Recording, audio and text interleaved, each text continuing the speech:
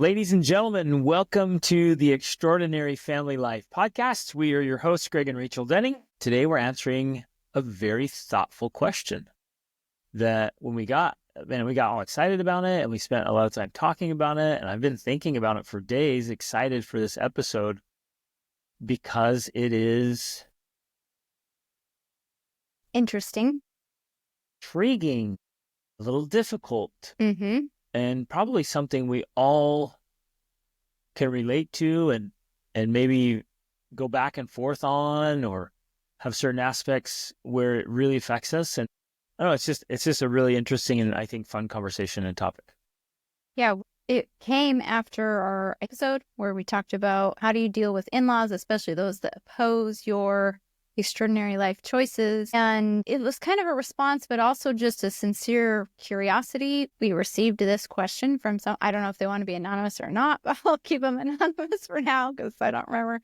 And it did spark some very interesting conversations between you and me and our son, who is here because all of our older children are gone, living their lives, except for our three youngest, and they were not involved in the conversation. So anyways, it was just fun to talk with him about it. And I thought he had some really great insights as well about it. And so we want to dig into it, analyze it, talk through it. And as we were discussing it, there's definitely two different aspects of it that... There's probably 100. Well, right. Aspects of it.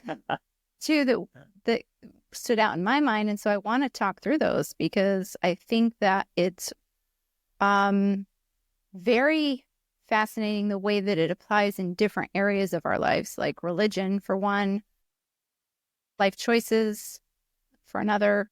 So yeah, I'm excited. So let's dig into it. The question was sparked by a scene from a movie, and I'm excited to watch the movie. Yeah, but in relation to, I think also to that podcast episode where... And she said she watched the movie, heard the quote, and then a couple days later listened to our podcast and was like, how does this fit? Yeah. Basically, in the quote, it's a religious setting. It's in the Catholic Church. They're trying to choose a new pope. Well, and one of the cardinals gets up. Do you have it there? I have it pulled up. So the movie's called The Conclave. Have not seen it. But the cardinal is giving a speech right before they are going to vote on the selection of a new pope.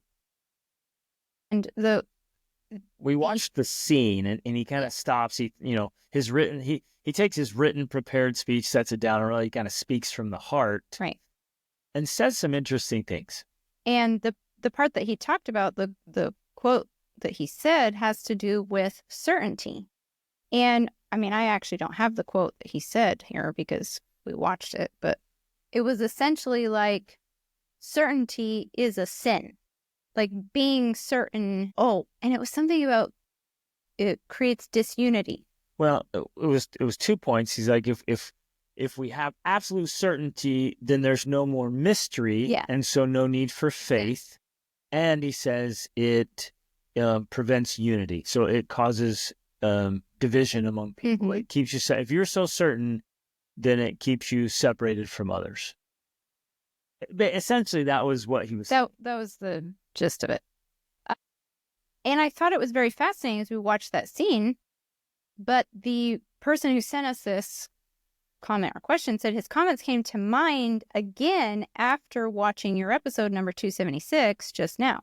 I love listening to it to hear what's behind your choices to achieve your goal of living an extraordinary life. Anyway, I thought you might find the comments from his movie interesting, considering the perceived certainty, potential or not, you both have on the many topics you discuss in your podcasts.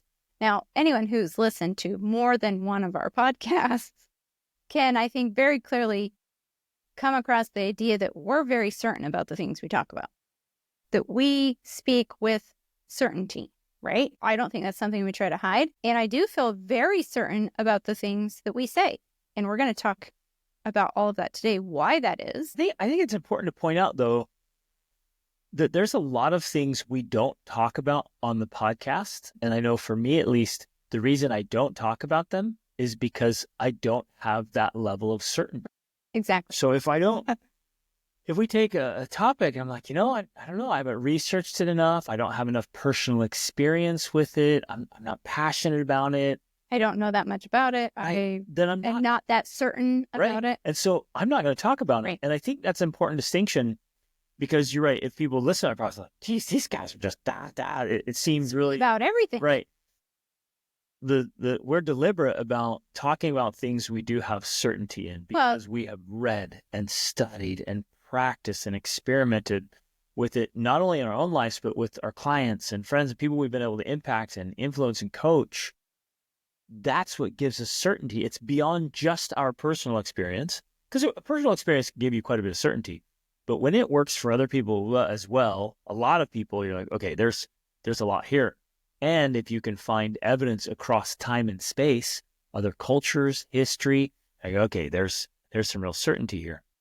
If I don't have that, I'm not going to pull up and, like, I don't know, I'm thinking of funny examples. Like, I'm not going to do a podcast on your tennis swing or your golf swing. We like to pick on tennis. It just comes to mind. I'm like, I don't know anything about those things. Right. So I'm not gonna do a podcast episode on something. I'm like, I don't know. Right. So, and I definitely want to get into more of that, why we have that certainty in those areas. But you're right. By the very nature of this podcast, we are speaking about the things we have certainty about. Right. There are plenty of things that if you just pull us off the street and we're going to have a conversation with us about them, we'd be like, I don't know. I have no clue. Right. And that would be interesting for a lot of people. And they've expressed that. Like, they come, we have conversations. They're like, well, you aren't as bold. I'm like, well, it's because we're talking about something that, like, that's interesting. Let's talk about it. What about this? And what about that? So I'm asking questions. I'm learning. I'm not making, declarative statements, because on all of those other topics, which literally are probably infinite, I'm going to be, interesting. I don't know. What do you think? No, I don't know. And I'm not going to make bold statements, but you come across something where I've spent a lot of time and energy and experience with it, I've got some things to say. Right, exactly. Which are the topics we talk about on our podcast. Exactly. But it goes on. I just want to add this. I'd like to pose this question to you as perhaps fodder for another podcast. Is there room for doubt, as suggested by the cardinal, which we're going to talk about? And you just touched on those. Or are you always certain that your decisions and choices on how to navigate this life are the way everyone should also do things? Very great question. Because if you're certain, then according to the cardinal's remarks, that leaves no room for unity or tolerance, which isn't necessarily a good thing. So, yeah. Well, okay, the first thing we have to address there is, even in our boldness and certainty, am I bold enough to say it's for everybody? No. Right. And so we have to pull back from the scales. Nobody and everybody are on the far ends of the scales, and we pull back from that on most things. I guess there are a couple things I'd say, everybody should do this, try this, or could be beneficial for everybody. But can I boldly everybody? No, I'm going to pull way back from that, because there's so many scenarios, so many situations. We've met tens of thousands of people across 60 plus countries, from every walk of life, from total illiteracy and extreme poverty to unbelievable wealth and education and physical handicaps and mental and emotional handicaps and everything in between. So to make a bold declarative statement that everyone should live like this, I hope we don't come across like that or say that into the everybody. I will be bold enough to, make some declarations near the top of, like, almost everybody should try this. Well, and I think especially, again, going back to the purpose of this podcast, just like we already said, we're talking about things we are certain about, and we're also talking to people who listen to this podcast, who are people who are interested in creating an extraordinary family life. Like, that's a unique demographic, and that doesn't include everybody. Elon Musk probably is not going to listen to this because his focus is on building his businesses, changing the world. Like, he has a very different role, purpose, mission.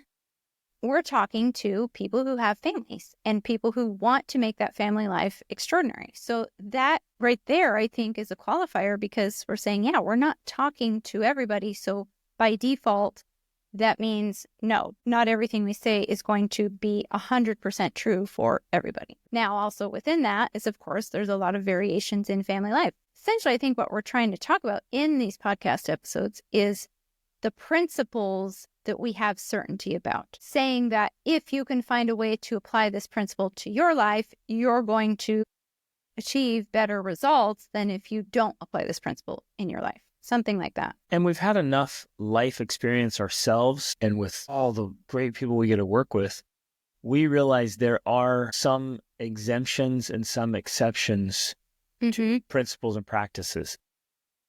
My concern with that, and this is where we get kind of bold and certain, is that we have a tendency as people to use the exception more than is helpful or valuable. So the exception to the rules might be 1 or 2% of people, but maybe 20 or 30% of people are using it. Saying, I'm an exception too. That won't work for me. This is tough for me. It's really hard, right? I've tried everything and I did all this stuff. And you're like, yeah, nope, not you. You don't fit into the exception column. Just haven't done the thing. Exactly. Yeah, but you got to try a different way and keep trying until you get it. You don't fit in the tiny little exception category. And I feel certain about that across a lot of things where, if there is an exception, it's very small, 1 to 2%. So I want to talk about these, at least in my mind, these two different viewpoints on this. One, I think starting with our own level of certainty, how we have so much certainty about the things we do talk about. And then the other aspect I want to address, because I feel it's also just as important, is because when we watched the clip that was sent over, when he was talking, I agreed with him, especially in the context in which it was given. Yep. He was talking in a religious setting to religious people about religion. And in that scenario, I thought what he said was exactly spot on. Certainty in that case is a sin. And it prevents... Okay. Point. Well, and we'll talk through that, and it can prevent unity. And his hope in this little speech was that they would choose a pope who had doubt. I don't remember the wording exactly, but basically someone who lived in doubt. That was the kind of pope he wanted them to choose. Yeah, even a man who's willing to doubt. Right. To explore faith, to question his certainties, which I think is excellent. So I want to talk about that after, but first I want to talk about how we have come to the level of certainty that we have on the topics that we do discuss. Because, to be honest, not that I'm trying to hide this or anything, but I've lived with a lot of uncertainty about a lot of the topics we have talked about. And in fact, there have been times in our life, and this was the reason why I didn't want to participate in podcasting with you. I didn't want to participate in coaching with you because I had uncertainty about the things we were actually teaching. I wasn't... When you say times, that was years. Yeah, it was a lot of years. It was a lot of years. I'd been podcasting and teaching and making videos like, babe, come on. She's like, nope, they ain't putting me in front of a microphone or a camera. And so, there's a lot of reasons for that. One of them, I wasn't confident enough. I wasn't articulate enough. I just didn't have the desire or ability to do that. But the other side of it was I also had a lot of uncertainty. I remember very specifically certain topics that you would talk about and you would be like, this is the way it is. And I remember thinking, I'm not so sure. I don't think so. One of them that I remember clearly was depression. For many years, 20 years or more, you have been talking that depression comes from poor habits. It can be cured with good habits, that drugs don't work, that all of these things. And I remember thinking, I'm not sure, babe. Maybe there's exceptions. Maybe that's not the case for most people. Maybe some people just can't help it. There's just nothing they can do. But as I have continued to study about it, learn about it, read the research, heard from people who are experts in it, one of which is actually Tony Robbins. I mean, he literally has now clinical proof that his methods cure depression better than anything else out there. Especially medication. Especially medication. In fact, he just very boldly declared, just like last week, that I think he said it was just over 43 million Americans are on medications. He says that just don't work. Exactly. And there's no clinical evidence Mhm. of them actually being effective, Right. and yet they're still being handed out like candies. Yes. So, But let me clarify on this one. There's mountains and mountains of research coming out, which actually helps a person become more certain mhm, if, like, it's just overwhelming evidence mhm. of all kinds of different studies. You're like, okay, it's easier to be certain when the evidence is so substantial.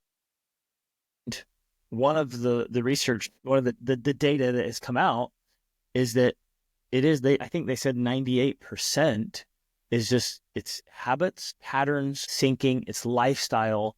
Mhm. There's a very small percentage that there's something genuinely physiologically Wrong with the brain. broken or off that needs some kind of real special treatment. Yeah. The rest can be fixed with lifestyle. Right. And that's also something that Jordan Peterson does with his clinical practice. In fact, he himself and his daughter dealt with depression. And for them, they found out it was directly related to food. So they both live on very extreme diets. She called Michaela Peterson as, well, Michaela is his daughter. She has a new last name anyways, but she lives on what she calls the lion diet, which is basically they only eat meat and salt and water. That's it. And you think, wow, that's really extreme. But for them, that cures their depression because their depression was induced by foods. It was an autoimmune thing.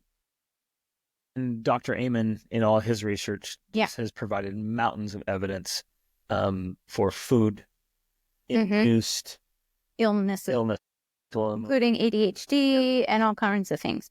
But in Dr. Peterson's clinical practice, like he would always focus on behaviors. If you want to get out of depression, you have to focus on changing your behaviors, your actions. This is one example where early on I was very uncertain.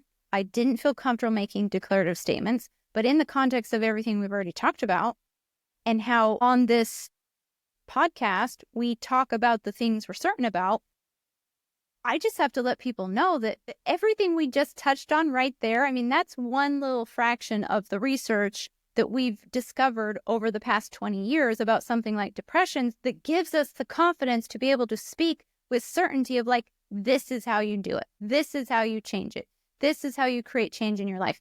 And so, at least for me, like you said, there is nothing I'm sharing on here speaking with certainty that I'm not certain about because I'm now speaking in circles. It doesn't make sense, but I've done the research on it. So that's why I have the certainty about it. It's not something I'm just giving some flippant opinion saying, oh, I really think this would work.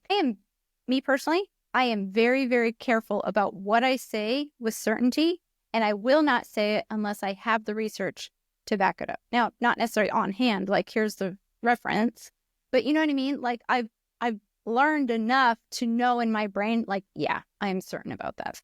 There's so many things because you and I have been so passionate about this for so long. Mm-hmm. I started devouring this stuff at the age of 16. Mm-hmm. And I never let up. Like my hunger, my passion, my drive for this learning and for discovering has never let up. I still, and you are too, we're just constantly reading and listening and researching, experimenting, practicing.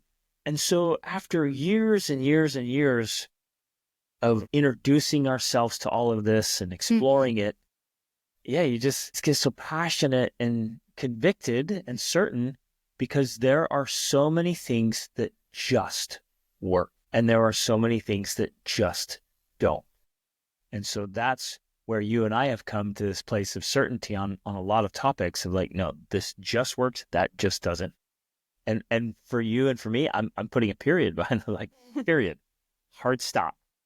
And yet, I like our family loves this quote from Neil deGrasse Tyson. He says, "As the area of your knowledge increases, so too does the perimeter of your ignorance." So we are fully aware that the more we learn and know, the more we realize we don't know. Yeah. And there's an infinite number of things we don't know. We don't understand, that we're ignorant of, that we can barely scratch the surface. You could spend an entire lifetime and you would only know very little. Yeah. And so people could say, well, how do you know you're not going to keep learning and then realize, oh, well, that thing's actually wrong? And that's certainly a possibility. Absolutely. Right? And it has happened before. I mean, I was I was so adamant about eating salad. Right. In fact, We were. when I very first started this podcast, Extraordinary Family Life podcast, I was just doing it alone. I was on my Right. own. Because And I remember before I had certainty. there were some episodes and people were asking, like, what do I eat? I'm like, salad. Salad. I have salad. I was eating salad every day. Yeah. And I learned that I was wrong. Right. That now I just eat meat. We don't eat salad at all. And obviously, salad toxic sludge. I don't touch salad. And people are like, well, you could find out later that you're wrong. And I guess we have to leave open the possibility of being wrong. In fact, Rachel and I were just talking about this quote I read by Emerson, 20 plus years ago, where he said that. He said, if you have to be convicted in your own beliefs, he's like, believe your beliefs. He said, don't hold on to old beliefs. He says the consistency is the hobgoblin of little minds. Like, I don't even pretend to understand what he's talking about there. But the idea was, he says, lean into your own beliefs and convictions. If you find out later that you were wrong, great. Change. Abandon them. Yeah, abandon. And then be convicted about the new belief. And he's like, if you gain new insights as you go through life, like, yeah, okay, now I understand something better. And you and I are continually learning and growing. And I think we're progressively building on former beliefs. So the vast majority of them get stronger and stronger with more time and experience and exposure of working with more and more people. Yeah. For me, I compare it to doing a puzzle. And when you do a puzzle, and obviously when we do a puzzle, you have a reference, you know what it's going to look like. But, let's say you don't. And you start to put the pieces together and you may not have any clue what this is supposed to look like. And this is why I think sometimes you can come up with something and that you think is true because you're like, here it is. I put together this piece and this is what I see. For us, that was salad or whatever. But then as you continue to put together the whole picture, like as you put more and more pieces together, the clarity of the image you're creating becomes more clear until you're absolutely certain what it is. And then you're like, oh, wait, that's the rabbit eating the salad or the cow, right? Oops, but now you have the whole picture. And for me, that's how I view what the things that we talk about on these podcast episodes, like the certainty that we have. For me, it's the things that we have put the most puzzle pieces together on so that we have a more clear picture of what it is we're talking about. We're not just sharing the one little piece of information we found, like, oh, guys, look. We're like, no, here's the thing, and here's how it fits in the entire puzzle that we now see because we've been working on putting this puzzle together for 20 years, right? That, to me, is what the level of certainty we have looks like. It's a completed puzzle. I like that because for 24 years, you and I have been voraciously working on the puzzle. Do we have all the answers? No way, not at all. We know that. But in certain aspects where we have felt very passionate and we have achieved consistent, long-lasting, awesome results, it's irrefutable evidence. Mm-hmm. This stuff just works. And because it works and because the results are so good and because we work with so many families who are suffering and struggling and hurting and they just want different outcomes, that drives and fuels our passion and desire to help and our conviction and certainty. Say, hey, this works. Do this and you'll get different results. Or stop doing that thing that's causing the problem and I know it'll get better. It can't not. Well, I just had another insight when you were talking about that because I also believe that the things that we are teaching, we often compare them to tools in a toolbox. And we're giving you tools and we might give you a tool where you're just like, this is completely useless. I would never be able to use this tool. Like, what is the point of this? How do you know that this is true for everybody? How do you know that this tool will work for everybody? But in my mind, what I'm seeing here is that we're all on a journey and we're all starting at different locations. We all have different backgrounds. We all have different stories. And in order for us to know which tool to use, we have to begin where we are. And that's going to tell us which tool to use. Like, oh, this is where I am right now. I'm laying the foundation, so I need a shovel to dig right into the ground. Exactly. A nail gun's not going to help you when a nail gun you're is useless. Concrete. Exactly. Yeah. But at some point on your journey, you're going to say, oh my gosh, Craig and Rachel told me about this tool 20 years ago, and now what do you know? Here, it's the perfect tool for me. Now is the perfect time to use it. So in some ways, it's kind of like that. Like we're sharing all of these things and people might say, that's not true. How can you be certain about that thing? It doesn't fit. But at some point, as you continue to progress on your own extraordinary journey, there's going to come a time where you're like, that's the tool I need. Like, that's the thing that works right now. And so that's also another ingredient with this certainty. It's not that they don't work or they don't work for everybody, but they won't work for everybody at the same time or at the same place in the journey that you're on. It has to be at the right time and the right place as well. Love it. And circling back to this concept of should everybody, I was thinking of some things that we are very certain about, very bold about, and I think most people, not everybody, should everyone travel? No. Because some people would hurt themselves or hurt others or like ruin the experience for other people. There's just some people you should travel. But I will boldly declare with certainty that travel has so many amazing benefits, or can if you do it well. There are things you can only learn through travel. One of which is just simply getting out of your comfort zone and out of your daily routine. I mean, people hate that. But that's one of the reasons why it's good for you, because it's forcing you to do something you wouldn't otherwise do. And it brings up so many great reality checks. It just blows your mind. Should everyone have children? Nope.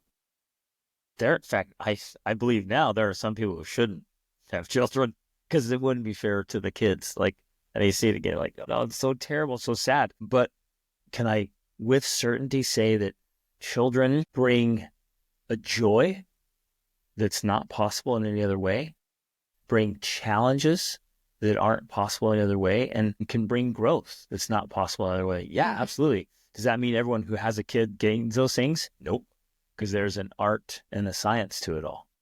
What about alternative education, like homeschooling, world schooling, all these different things? Is it for everybody? Meat. No, it's not for everybody, because except for eating meat. Can't handle it. They can't do it well, or they won't do it well. They won't put in the work and transformation that's required to do it well. But most people, particularly people listening to our podcast and wanting to create extraordinary family life, yeah, absolutely. So I'll boldly declare with certainty to this demographic who wants an extraordinary family life, yeah, do this, do that, and we'll give you the tools and strategies to do it well. Yeah. And also with what I was saying, do it, but do it when it's the right time for you. One of the things you often talk about in your coaching with your clients, because they will hire you to achieve this certain outcome. And as you start talking to them, you're like, your entire runway is covered with clutter. You cannot take off and achieve that until you clear the runway first. And so even when in all these things that we're saying, homeschool or travel or whatever, you have to start where you are. And there's probably a lot of clutter on the runway you have to clear first before you are ready or prepared to do that thing. But the point of our podcast here is we're holding up an ideal. One of the favorite quotes we have from Brian Tracy, and it's related to wealth. It's like most people never become wealthy. I'm paraphrasing. Most people never become wealthy because they've never been exposed to it. They don't know what it looks like or what it feels like or how to do it. And that's kind of our goal and purpose with this podcast. It's like, here, we're holding up some ideals of what family life can be like or feel like or look like. And is everybody going to be able to get there tomorrow? No, of course not. It's a journey. You have to start by, first of all, exposing yourself to those possibilities. And that's what this podcast is about, exposing you to possibilities. I love it. And then there's little pieces and elements. Again, this is why we do a podcast and why we talk and make videos and go on and on and write and share all this, because there's so many things and so many elements, and from big shifts and transformations in our families to small specific practices about sleep or about exercise or no alcohol, right? That's a hard one where I'll land no alcohol. And I mostly get this from Dr. Amen because he says there is no amount of alcohol that is good for the brain. And he shows the brain images that brain matter decreases with alcohol. And so even a moderate drinker has many divots and your brain is actually shrinking with alcohol. So like, yeah, that's a hard stop. Use of marijuana and all that, like same thing. It restricts blood flow to the brain. Well, anything that's addictive. Yeah, anything that's addictive, because you begin to lose control. And the last thing you ever want to do in life is give up some of your own control. The control to think clearly and act boldly and get things done. You don't want to hand that over. So we even get down into little things like that are backed up with all this research we've been talking about. We're like, yeah, boom, I'll state with certainty, don't do that.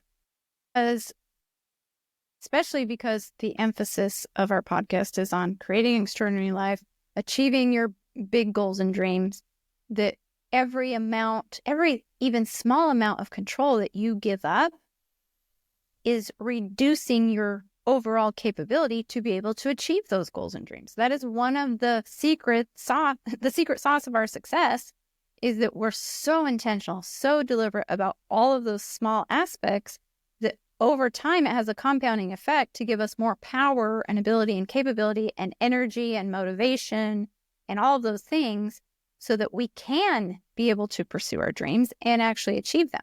Like that, in the end, that's what makes the difference. That's the determining factor. Exactly. And we've seen in thousands of cases up close where those little things can be just perpetual self-sabotage, where you're minimizing your own potential. And that's why we get fired up and passionate about it. And every day, I think one of the things that fuels our certainty and our drive and our desire to share all the things we're learning is that, man, almost on a daily basis between the two of us, we get pleas for help because there's so much unnecessary suffering. It happened again last night, seeing a family go through this terrible divorce. And I know the parents and I know the children, and hearing from both of them about the suffering that's happening of a family just being wrecked, totally preventable, just weak behaviors. And it's, man, that right there, you see a family destroyed unnecessarily and all the suffering that's entailed in that gets me so fired up, or I want to share, like, don't do this, do this, and have that certainty that things will be so much better if you're better and when you're better. Which it just reminds me that, despite all the things we teach and how certain we are about them and how true they are when you apply them to your lives, that ultimately, unless you are willing to apply it to your life, you're not going to see the results. You're not going to get the benefits of it. And so that's the hardest part for me as an observer, kind of taking a sneak peek into people's lives. Like, that's always the saddest part. Is like, and it sounds a little conceited sometimes, but I don't mean it to be conceited. But I feel like I know how to help you, or Greg knows how to help you. And I just feel so sad that you won't accept that help, or you won't take those action steps, or you won't make the changes. And that's something we don't talk about as much because I haven't figured that out. That's something I definitely have uncertainty about. What is it that stops people from doing the things that they know will make their life better? What is it that makes them put up those walls and resist those little changes that could end up making all the difference? Give them the very thing they want. That we want for them, not that anybody else wants. They're like, I want this. Yeah. And then they don't do it. Right. So really, all the things we teach only work for the people who want it to work for them. Those who don't want it, it doesn't work for them. Oh, tough. Yeah. Okay. I think it's important to point out, though, we wholeheartedly believe that, I think this is also an Emerson quote. He said, every person I meet is my superior in some way. Yeah. And in that way, I can learn from them. And we wholeheartedly believe that. And we are curious learners and we're open learners. We realize that every single person we meet has something to teach us. They could do something or know something that we don't know. They have an experience that they can share that we can be taught. And we're we're sponges to that, and we're open to that all the time. And we're constantly learning from people. We also have made it a practice for years and years and years to try to prove ourselves wrong and to be open to the very opposite. At first, when we first got married, we were quite narrow in this kind of thinking. You're like, no, this is the one way, and I'm not even going to think about other things, and I'm definitely not going to consider if this might be wrong. Well, which I think scary. ties into what I want to talk to next about religion. But we realized, like, well, that's actually weak. That's naive, and it's without a foundation. It's very childish and underdeveloped. And so when we come at something with a lot of certainty and I'll be ranting and saying things, it's because I feel like, at least, maybe there's things I've missed. In fact, I'm sure there's things I've missed, but I try to walk the entire labyrinth of something. I try to see it from the other side. Or I use the rotisserie chicken. See it from every side and around, looking at it from every angle. And wholeheartedly, like with total honesty, carefully consider, could I be completely wrong in this thing? Is there something I'm missing that I've just been holding on to this in naivete and ignorance or fear or whatever? It's just my own conditioning. And we've traveled to enough countries, very foreign to us, explored ideas, religions, philosophies. Yeah, all of it, traditions, all of it, to come to the other side, try to see it from as many angles as possible and try to prove ourselves wrong. And when we walk around it like that and see it and kind of shoot holes in it, so to speak, and it stands up and holds it, you're like, okay, yeah, I can be bold about this because we've tried to sneak around the back and shoot it and it still holds up. So I'm willing to be more bold with it.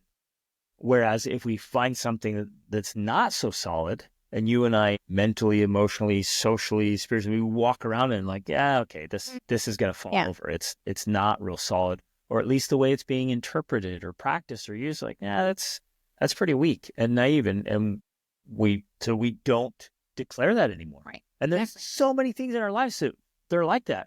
I guess I really want to point this out because if you listen to the podcast, you just hear us like, yeah. That's because all the other things we shot holes in, they're like, ugh. Yeah, that was like paper thin. We're not sharing that. We're not going to boldly declare those things. But when we were first married, we did. We had some things that now we realize were just paper ceilings and paper walls. Or straw man arguments is the other thing. Like we're never going to be declaring with certainty something that's a straw man argument that doesn't hold up to that serious inquisition or exploration. Another way I heard this described, which I really loved, and actually is connected to the story of Beowulf, who's the monster that would come and attack I think it's in Scotland or something, and would attack the warriors at night and kill them. And then this one warrior went to fight them and he wounded Beowulf, but then found out he actually had a mother living in the swamp.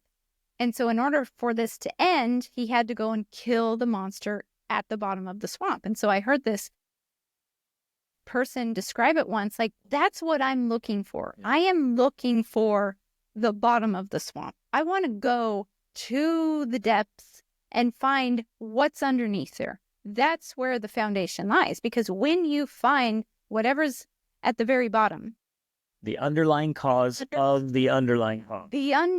Right. In this story, the cause of the problem was the monster's mother living in the swamp.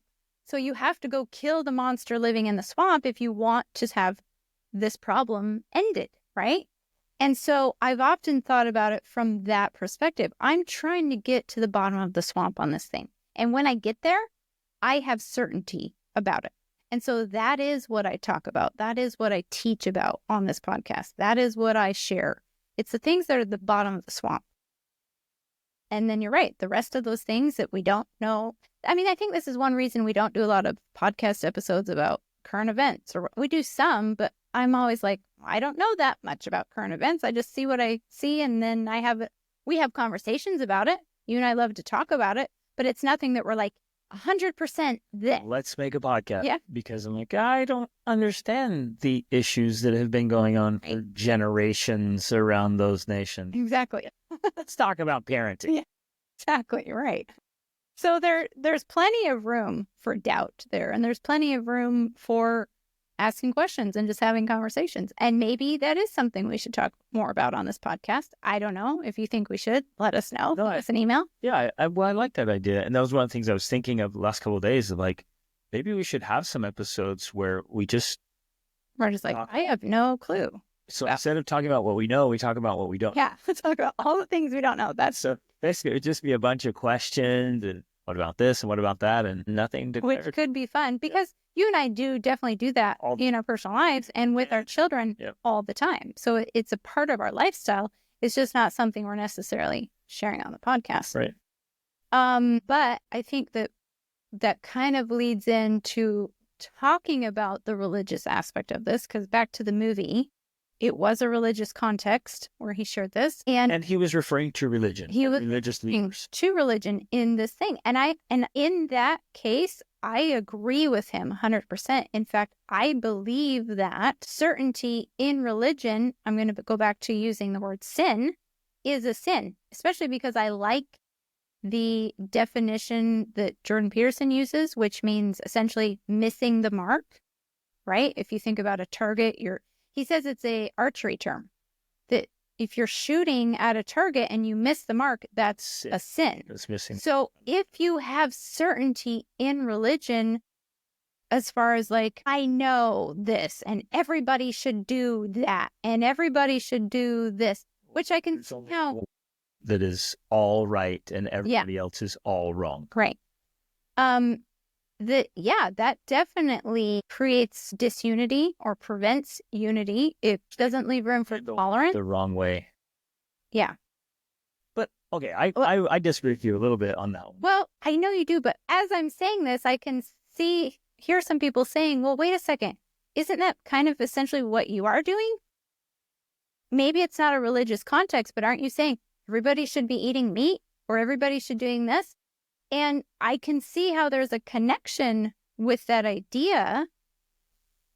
But for me, the reason why it's not just connected to a religious sort of statement of like, this is how you should live your life, it's an integrated statement.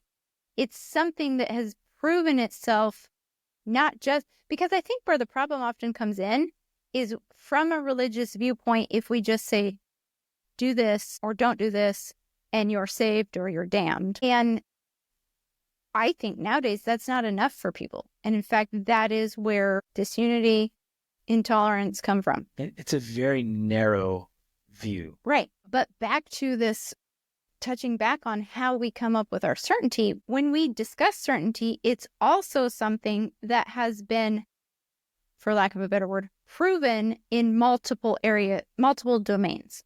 So perhaps it's true in religion, but it's also true in psychology. It's also true in biology.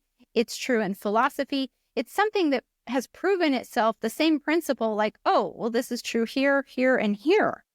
So that makes it a meta-truth because it's not just like, this is true because religion says so, or this is true because your parents say so, or this is true because the government says so. You know what I mean? Those are the type of certainties and truths that we're mostly talking about, things that have proven themselves across multiple domains, right?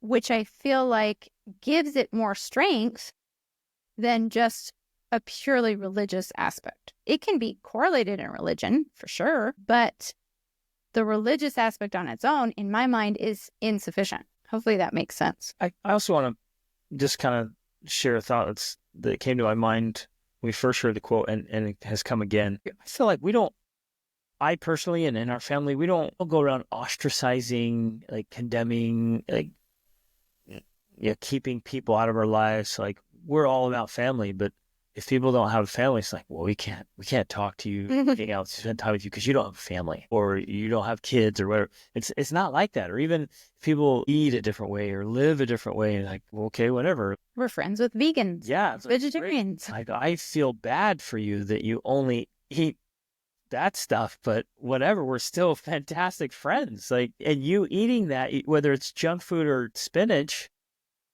whatever, it's not hurting me at all. So we tease them about it. We'll totally tease them and have fun with it, and they'll tease us and whatever. Like, I guess I want to point out, like, we've come to this place where we're not shutting out everybody else because they don't live like us. And I see how that's a thing because it's very prevalent. People grab hold of their beliefs with conviction. That means everybody else is wrong or bad or can't be a part of my life, or I can't relate to you, I can't like you. And that's just not how we do our family life. It makes me think of, because over the years, it's happened multiple times. So I know it's not just a one-off thing, but over the years, I will occasionally get emails from families, Christian families, that say, what's your statement of belief? I won't listen to you. I need to know if it aligns with my statement of belief before I can listen to you. And it's always bothered me. Always. I got it again within the last, I know it's been a month or two since I got one. And this time I just responded. I'm like, I don't share my statement of belief because our mission is to be a great force for good in the world. And so we are teaching truth. And if you're not open to receiving truth from wherever it might be found, then we're not the right people for you, right? It's just like, no, if you're going to limit your input to such a restrictive vein that you cannot learn from someone else because they're Muslim or Hindu or Buddhist or whatever, a different religion, a different race, then sorry, you've limited yourself. And that's that. Condemned yourself to a tiny space of knowledge and information. I mean, I've read hundreds and hundreds and hundreds of books.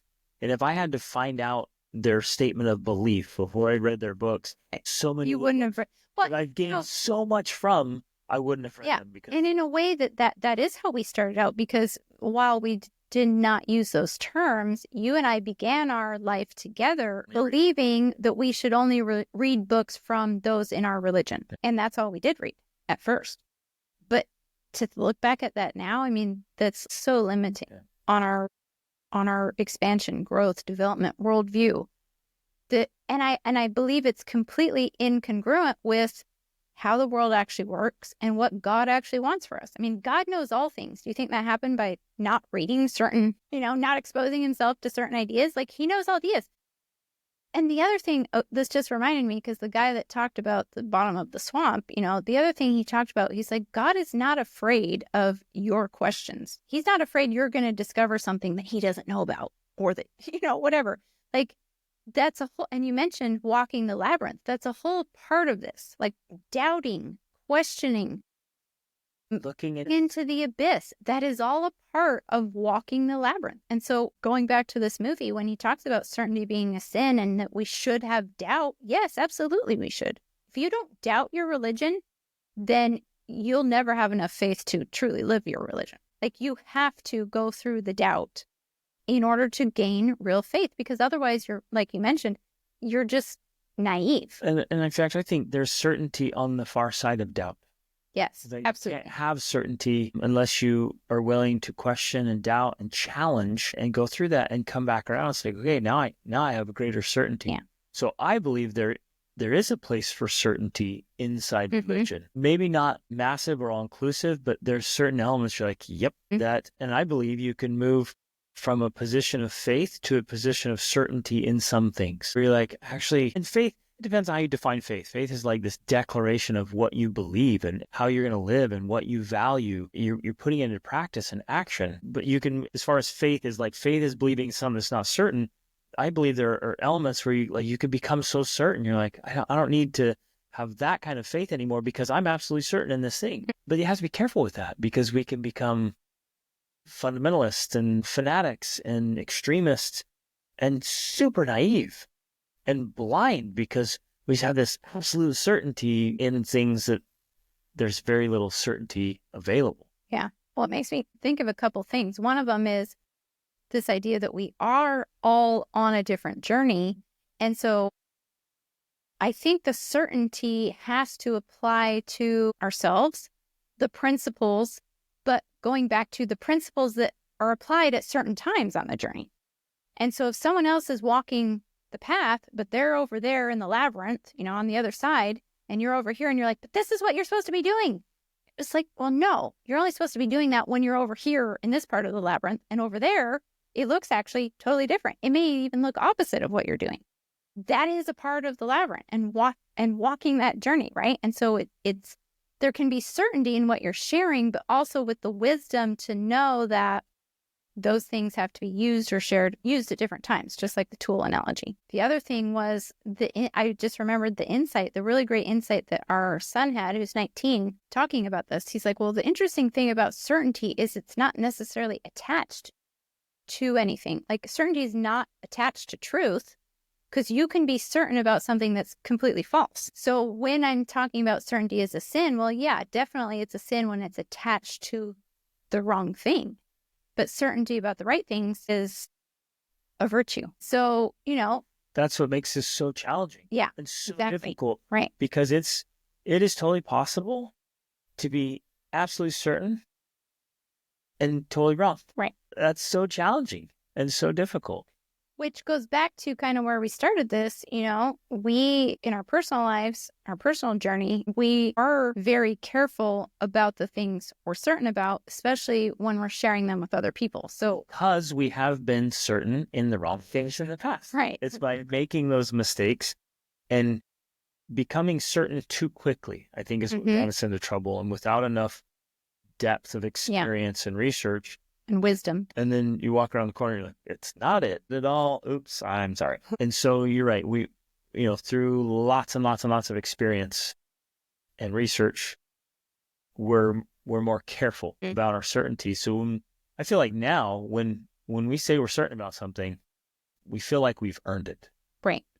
And I hope that gives a sense of confidence to people who do listen to our podcast to know, because I feel like part of our role or mission is to be some sort of a filter, I guess, for people, like a proving ground where they're like, okay, the Dennings have done their research. So if they share this with me, I'm trusting that it's solid, right? And that's what we try to do. And if we're ever wrong, like, I'm happy to share, we were wrong about that, guys. And the fact that if we don't have proven results, like solid results, we're not going to talk about it. Yeah. If it didn't, we tried something, it didn't work, we're not, right. I mean, we'll tell you, oh, we tried this and it didn't, but we're not going to be like, you should do this. Or we're trying it and hit and miss, the results aren't really there, and we're just, go do it. We're not going to do that. Yeah. If we don't have rock solid lasting results, we're not going to boldly declare that other people should try it. That's just, that's kind of my own integrity there. I'm like, if I don't have solid results, I'm not talking about it. But when I have consistent results through all kinds of situations and circumstances and moving our family all over the planet and every kind of, life happens scenario, and it still works, I could share that with total confidence. Which is another interesting aspect to this, because we often tell you guys that we've lived multiple lifetimes, and that's because we have lived multiple lifetimes, and we've lived in so many different situations and scenarios, and living conditions. We've lived in our truck. We've lived in mansions. We've lived in dozens of countries on different continents and time zones. So the things that work, they work. It's not just because, oh, this will work if you live in the United States of America and in this certain kind of neighborhood and this and this and this. No, we've tested it and tried it in so many different scenarios that we're like, yeah, that works. And that's where we get a sense of certainty. Exactly. Love it. Yeah. Believe, have faith and certainty. And doubt. And doubt. Yeah. And see, life is awesome and hard and challenging and simple and complex. And in some areas, certainty is a lot clearer than others. And in certain aspects, one thing is true and the other thing may not be. And one principle may be applicable and in another area, no. And it's learning to navigate all that. And I mean, I guess that's where wisdom comes from, and trial and error. And for you and I, we agreed early on, like, we wanted to learn fast. We wanted to gain wisdom as quickly as we could. And I started realizing wisdom comes with experience.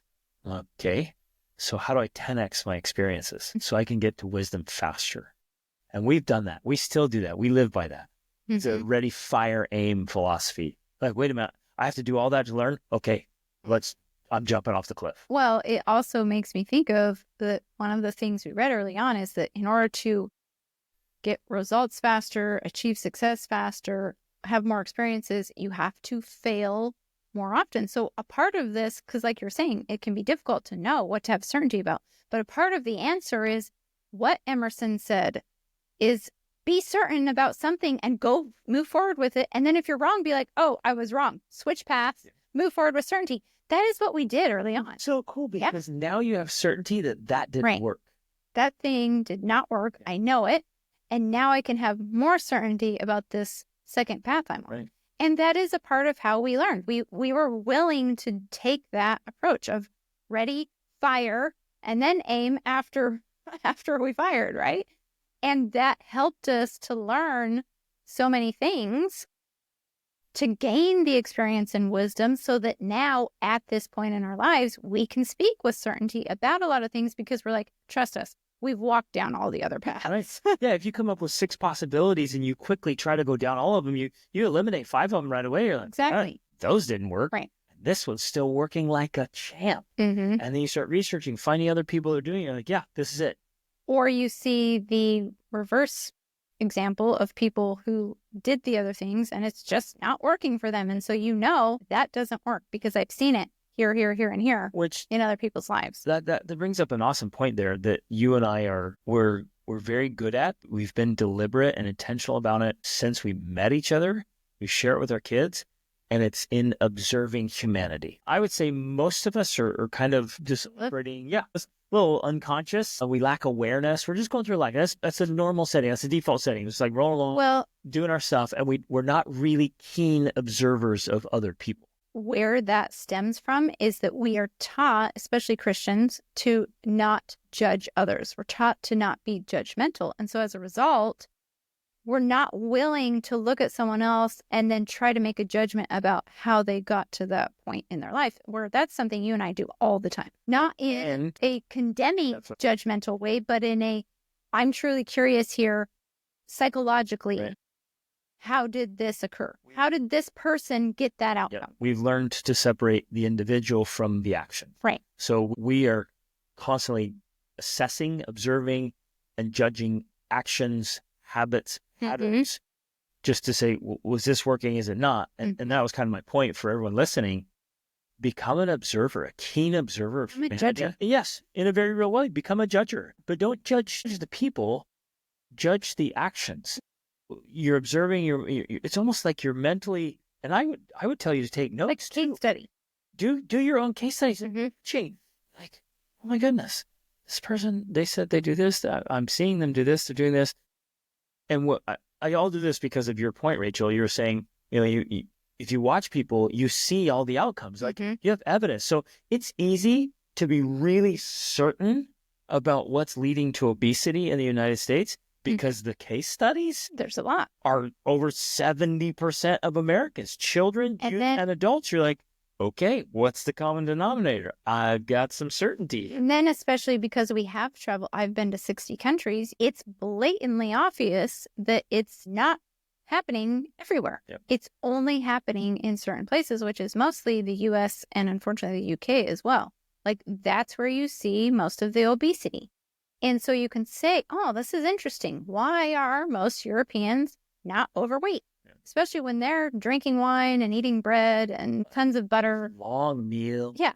Have long meal. I always laugh when we go out to eat still, because here we live in Portugal and we're like, you can tell we're the Americans because we came in after them and we left before them, because we're like, come in, eat, leave, we're done. It's like, we don't have time to sit here all afternoon or evening enjoy ourselves. We've got stuff to do. We're productive. We have 7 children. Sit around a restaurant all day. But, it's clear to us that it's a unique situation that's happening. So we can speak in certainty about it because we're like, this isn't just chance or bad luck or bad genes. There's something going on here. And I guess I just love this concept and idea because every single one of us, if we'll just open our eyes, have walking evidence around us everywhere. And we have to be honest with ourselves, with our own family members, which is, it's hard to do. It's hard for somebody to separate that and look at their siblings and their parents and without condemning them, say, okay, what works, what doesn't? And then look at your in-laws. What results do they have, and how did they get those results, and how can I reproduce that or do the opposite to get different results? Right. Or just do it differently. Or maybe the practice is right, but the application was off.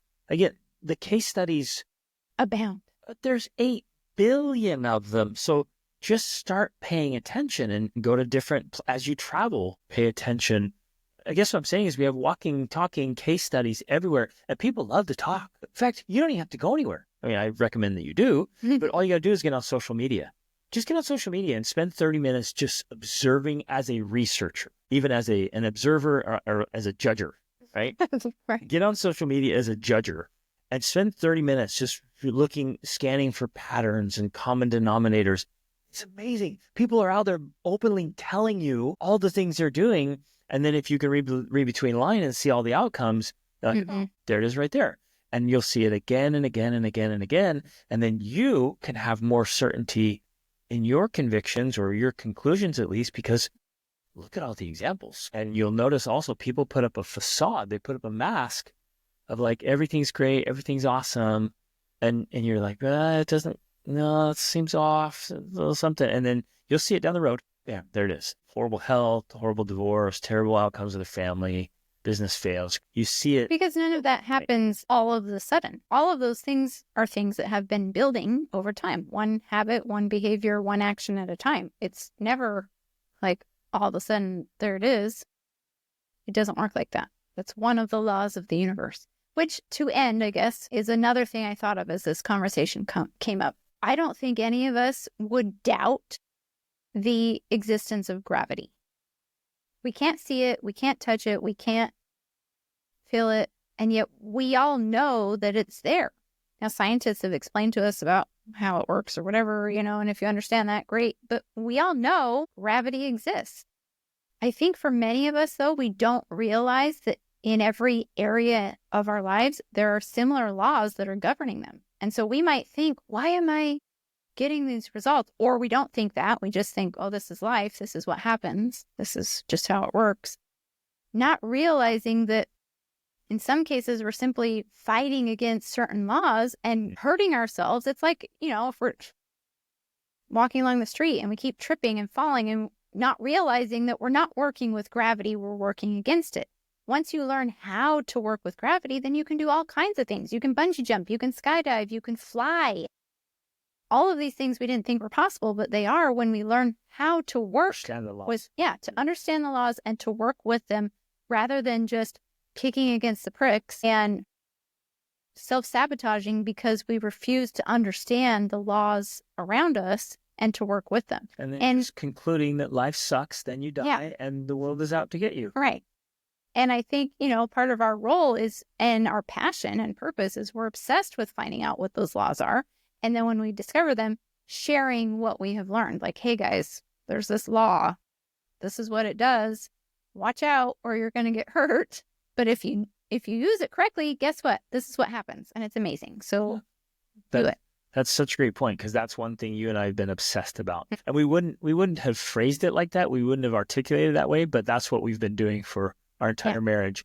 We've been obsessed about finding out what are the laws that operate in this little kingdom, this little aspect, every little aspect of an extraordinary family life. What are the laws that make this function and work every time predictably? And we figure out the laws, and then bam, there's the certainty and the results. Yeah. I think, it started for you when you were a teenager and out on your own and lonely and wondering, like, is it possible to be happy? And if it is, and again, you wouldn't have used this word, but are there laws that govern that? Are there laws that make that possible? And what are they? And it's been a lifelong search since then. Well, and I saw broken marriages and terrible toxic relationships and domestic violence. And I was out on my own in bad neighborhoods because I was broke. And I just kept asking, like, is it even possible to have healthy relationships? Do good marriages actually even exist? Can people have a good relationship with their kids? Can siblings get along? Can people actually be genuinely wealthy doing good things? Or is it always through corruption? They'll feel filthy rich. And I was asking all those questions and genuinely searching because I was doubtful. I didn't know or didn't believe in many cases that it actually was possible. It must have been this big dream. saw it. And so I was digging.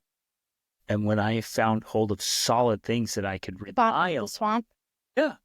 Well, and I had to go to the bottom of the swamp, as did you, to eliminate the causes of my own problems. Well, and I guess before that, I had to realize I was the catalyst, right? That my own thinking, my own feelings, my own actions were the cause of most of my problems. So you have to face that abyss and realize that all my own issues are causing my problems. So that's what's at the bottom of the swamp. Is that at the bottom of my swamp, or maybe the swamp is the mother, right, of all the bad things, and so you face it and eliminate it. Well, now I can do what I want to do in life without the horrendous self-sabotage that ruins all the good things I want. Which is really fascinating, because on a metaphysical level, we literally, truly, our bodies hold on to like this energy that's stuffing and holding emotions, and, like it's literally containing energy.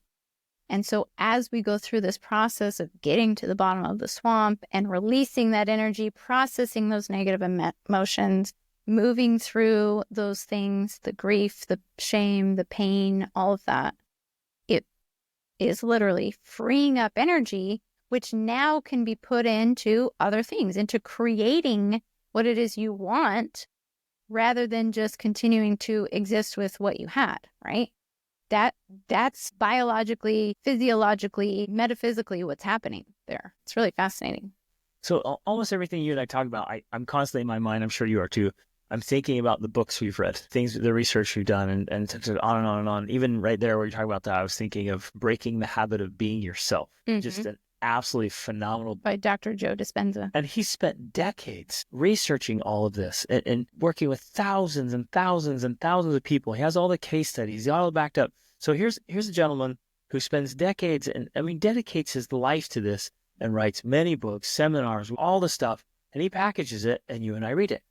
And then Wayne Dyer and Deepak Chopra. And now I start going through all these authors. Tony Robbins. And Brian Tracy. And Jordan Peterson. Bam, bam, bam, bam. And between the two of us, we have spent many, many tens of thousands of hours learning all this stuff. And our sincere desire is to get on our podcast and in our courses and our coaching and share that stuff. We assimilate it. We take it, pull out the best stuff and share it with you. Because when we hand out our book list to people, busy moms, busy dads, and we're like, here's the 1,200 books that we recommend where we've learned these things, they look at it and think, that'll take me 20 years. No, 20 if you're reading crazy. That's a book a week. It's a book a week. Well, that's how long it took us, 20 Right, exactly. But most people are trying. I hear this all the time. Like, I'm going to try to do a book a month. Like, okay, that's what is that? Do the math, 80 years?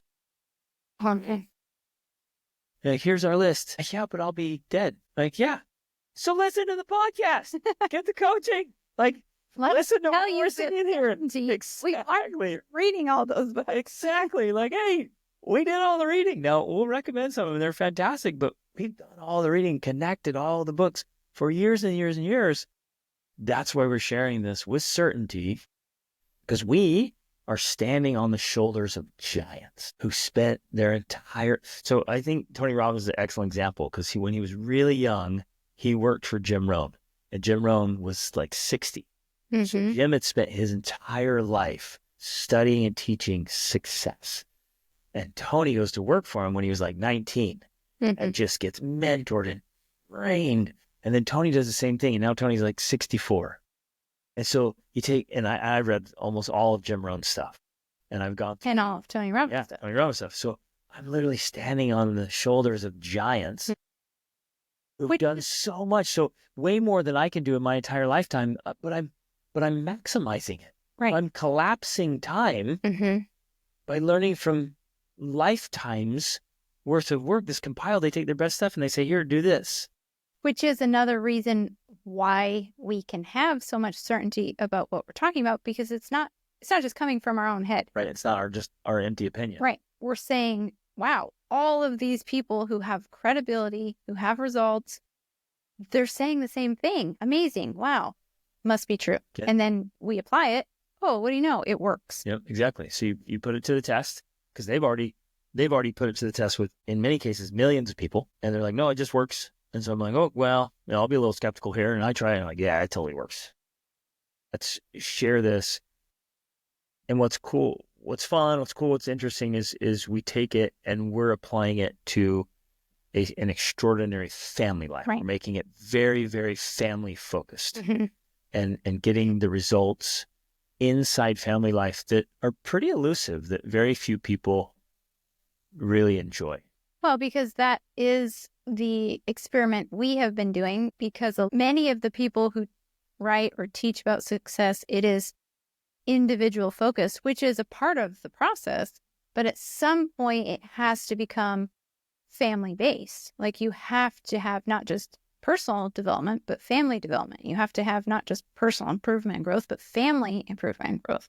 So that is why we have the emphasis that we do, because that's ultimately what it's about for those who have a family, right? We don't want people who, and this happens, and it even happened with Tony Robbins early on in his journey. Like he was married, but ended up getting divorced because he kept growing and learning and progressing and his wife didn't. Now he's remarried to an amazing person, but that was a part of his journey because he was growing and improving. And so, but our focus is on, let's do this as families.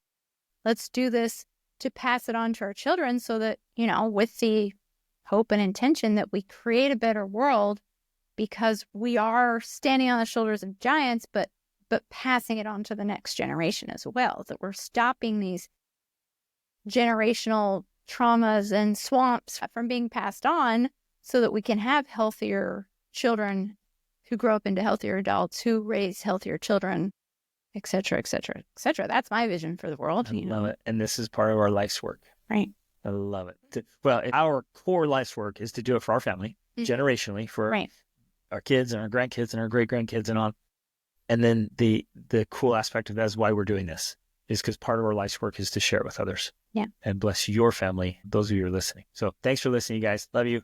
Reach upward.